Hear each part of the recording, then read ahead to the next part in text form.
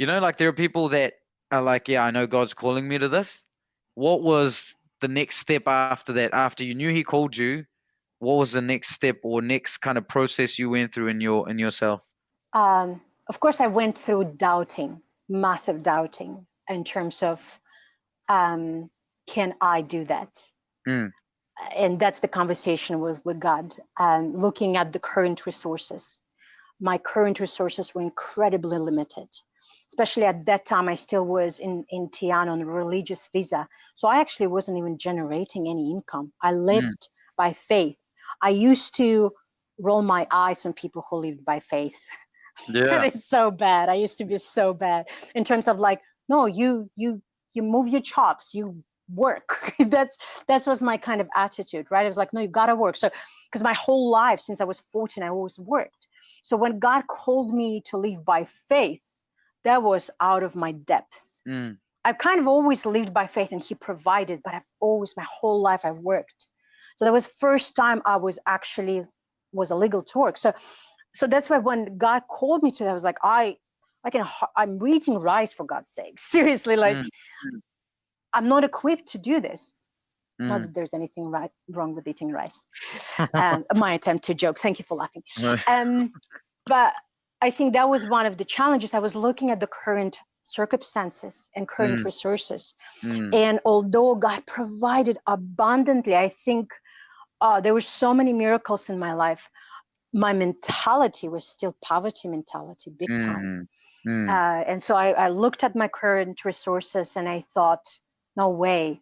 But the amazing thing being in Tiana and being around the people that I was, like Benji and John, they were teaching me how to dream beyond my resources and how to not depend on my current circumstances. So I already had that boiling in me. So I just had to be very intentional about how does that look like in terms of big vision. This is my current circumstances. These are my current resources that are so limited. And I'm not good with going and raising funds. That's another thing that was a massive challenge because there was still pride that I was dealing with, my ego that I was dealing with. I'm like, I'm not going to churches asking for money. No way. And those are the challenges as well that I had to break through, thinking, okay, what value am I adding when I'm communicating what we are doing?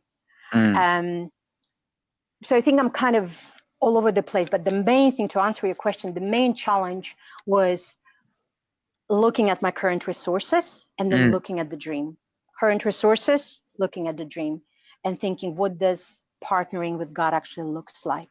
And one of the promise that I just briefly outlined that, and it's actually in this in this brochure. He gave me Haggai 2, and one of the verse in Haggai 2, he says, the silver is mine, the gold is mine, and I will bring the wealth of all the nations to fund this house. He's talking to Haggai about start building the house of Shalom. Well, the funny thing is, shortly after that, a family comes to my house, knock on my door, says, can we stop by have a kappa? I don't know them. I've never met them. I've met them once in a church, different church where I spoke. They're bringing a small box, very heavy box. Ryan was there. I'm like, what the heck? They're like, we want to give that towards the house of Shalom. And there was 10 kgs of silver and 6 ounces of pure nugget gold. Oh my God. So this is an actual picture that we took. And that was, again, on Yom Kippur in October. It's only a few months later after God invited me to. So I was like looking at the gold and silver, thinking of Haggai. I'm thinking, oh, you mean it literally? He's like, yeah. I mean, I've never seen this. It's actually literal blocks of silver, 10 kgs and nuggets of gold, and that was the seed towards the project, which was phenomenal.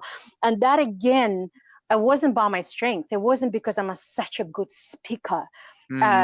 I barely sometimes can put two words together, bubble and that's Papa. That's Papa.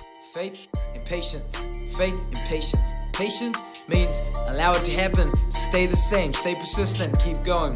Faith, know that it can happen at any moment. Get excited because it can happen at any moment. You were so close. Don't quit now. Keep pushing. You got this.